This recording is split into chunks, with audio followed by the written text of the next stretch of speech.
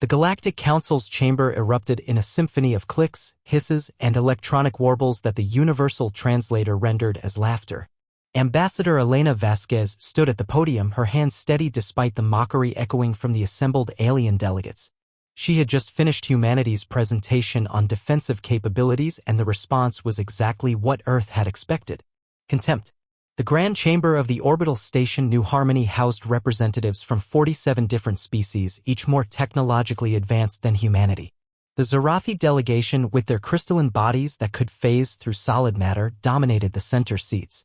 To their left sat the Vorth Empire's representatives, massive beings whose ships could manipulate dark matter itself. The insectoid Krell buzzed with amusement, their hive mind processing the absurdity of human military might with collective disdain. Honorable delegates, Elena began, her voice carrying across the vast chamber despite the continued alien chatter. Earth appreciates the Council's invitation to join the Galactic Defense Coalition. We understand that our technology may seem primitive compared to your magnificent civilizations. This statement only intensified the laughter. High Admiral Zyxtar of the Zarathi delegation rose from his seat, his crystalline form refracting the chamber's light into prismatic patterns. Primitive, his voice resonated like singing crystal. Dear humans, your fastest ships barely achieve 1/10 light speed. Your weapons are chemical-based projectiles and crude nuclear devices. Your shields are nothing more than electromagnetic fields that a child could penetrate. The humans speak of defense, chittered Queen Velterra of the Krell, her mandibles clicking in amusement. Yet they cannot even achieve proper faster-than-light travel. How can insects defend against giants? Elena maintained her composure, though her jaw tightened slightly. We may not have your advanced technology, but we have something else. We have creativity. Creativity, boomed General Mordak of the Vorth Empire, his massive form shifting in his hover throne. Creativity cannot stop a dark matter torpedo. Innovation cannot deflect a phase cannon. You speak poetry while we wield the fundamental forces of the universe. The chamber filled with renewed laughter as delegates exchanged comments about human naivety. Elena waited for the noise to subside, then spoke again. You're absolutely right, she said quietly. We can't match your firepower. We can't phase through matter or manipulate dark energy. But perhaps that's not the point. Then what is the point, little human? Zyxtar asked, his tone condescending. What grand strategy could your species possibly offer that we haven't already perfected? Elena smiled, an expression that didn't reach her eyes. Sometimes the best defense is the one your enemy never sees coming. The alien delegates continued their mockery, but a few of the more perceptive species began to notice something odd. The human delegation seemed remarkably calm for beings facing such overwhelming ridicule. Elena's assistant, a young man named David Chen, was actually smiling as he operated a small device that looked suspiciously like Earth technology. Observer protocols engaged, David whispered into his communicator, the words barely audible even to Elena. High Admiral Zyxtar stepped forward, his crystalline form towering over the human delegation. Perhaps it's time we demonstrated why humanity's application to join the coalition is premature. Computer, display the comparative military analysis.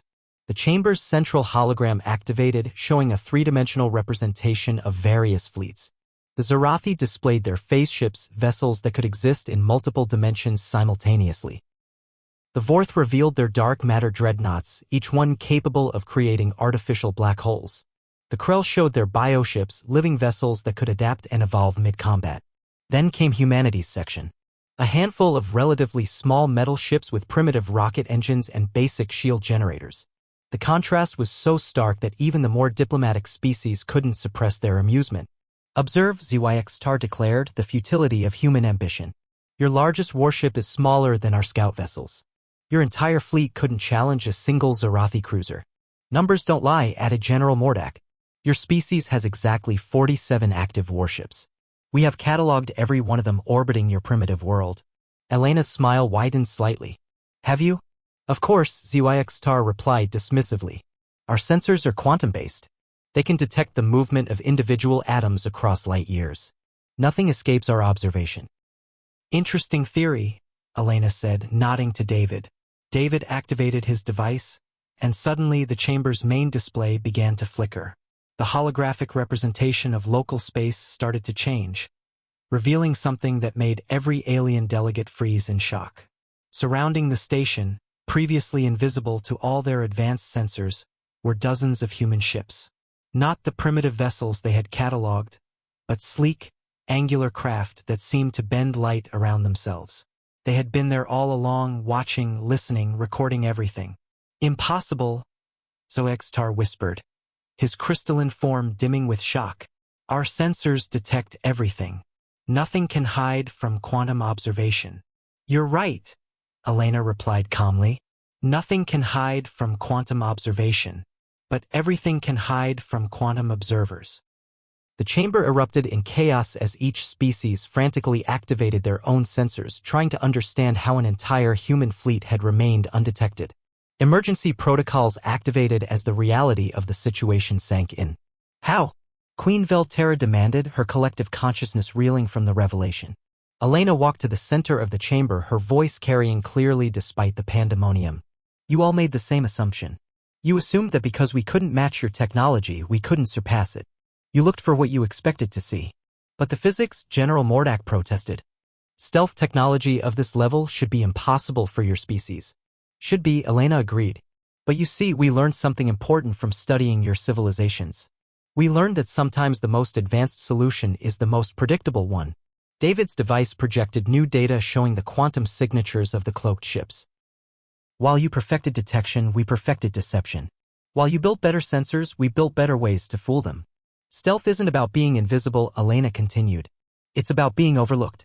Every one of your species developed sensors designed to detect ships built with your own technology. You never considered that someone might build ships designed specifically to hide from your specific detection methods. The implications hit the assembled delegates like a physical blow. If humans could hide entire fleets from their sensors, what else might they be capable of? What other assumptions about human limitations were wrong? ZYXstar's form flickered as he processed this information. You've been watching us, learning from us, preparing. For 3 years, Elena confirmed. Every diplomatic meeting, every trade negotiation, every cultural exchange. We've been students and you've been very thorough teachers. The art of war is the art of being underestimated, David added quietly. Queen Velterra's mandibles clicked rapidly as her hive mind recalculated threat assessments. What do you want? Elena's expression softened slightly. The same thing we've always wanted. Peace, cooperation, a place in the galactic community. But we wanted it as equals, not as pets. General Mordak leaned forward in his hover throne. And if we refuse? Then you'll have learned something valuable about making assumptions, Elena replied. We're not here to threaten anyone. We're here to prove that strength comes in many forms. The chamber fell silent as the weight of humanity's demonstration settled over the assembled delegates. The humans had not only developed technology that surpassed their own in specific applications, but they had done so while appearing weak and helpless. ZYXstar was the first to speak. Perhaps, he said slowly, we have been too hasty in our assessment of human capabilities. Elena nodded gracefully. We all have our strengths. Yours is raw power and advanced technology. Ours is adaptation and creative thinking. Imagine what we could accomplish together. One by one, the alien delegates began to reconsider their positions. The humans had proven that they could surprise civilizations far more advanced than themselves. More importantly, they had proven that they could do so without aggression or destruction.